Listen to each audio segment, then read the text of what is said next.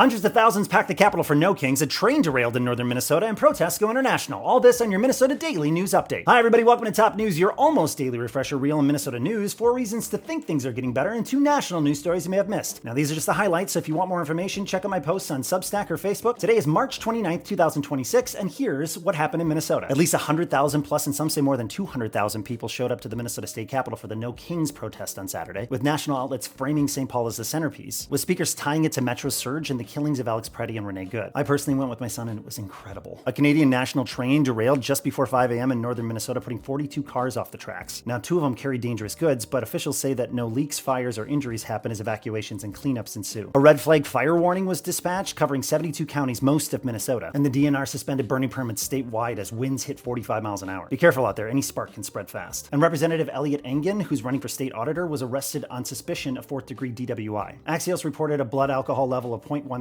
and leadership on the Republican side is weighing consequences. Well, that's it for your big local stories. Here are some reasons to hope. The No Kings rally made room for Alex Preddy and Renee Good. Springsteen performed Streets of Minneapolis, and Jane Fonda read Becca Good's letter so Renee Good doesn't get forgotten. Although the 3 marches converging in St. Paul at the Capitol were the big story, more than 100 events were taking place statewide, from tiny Worthington all the way up to Bemidji. And that doesn't even include all the people that were live streaming it. Outside of No Kings, a federal judge dismissed the Department of Justice's challenge on Minnesota's in-state tuition. This is the policy that allows in-state tuition costs to apply to students without legal status. And the judge found that the federal case lacks standing and illegality. And finally, the Gophers women's basketball team reached the Sweet 16, although they didn't win. It was the first time they'd been there in 21 years. And the UMD men's hockey team advanced to the NCAA tournament for the Frozen Four berth against Michigan. Well, that's it for your hopeful stories. Here are some national news stories you may have missed. No Kings organizers said there were 3,200 events nationwide in all 50 states, plus many more internationally. And although most were peaceful, there were some clashes in some of the cities. And lastly, lots of developments in the Iran war. Houthis fired at Israel. Trump extended the Hormuz Strait deadline. Republicans are showing some dissent at CPAC, and the stock market dropped 10% this week. Now I want to leave you with something good. On Saturday, Bernie Sanders said, "We the people will rule." Yesterday showed that people still mean it. Grief showed up, joy showed up, and courage showed up. At yesterday's protests, we made it clear that we, the people, will still rule. If you like more information on any of these stories, check out my Substack or my Facebook. But as always, I'm Sean Snow, and that was your Top News.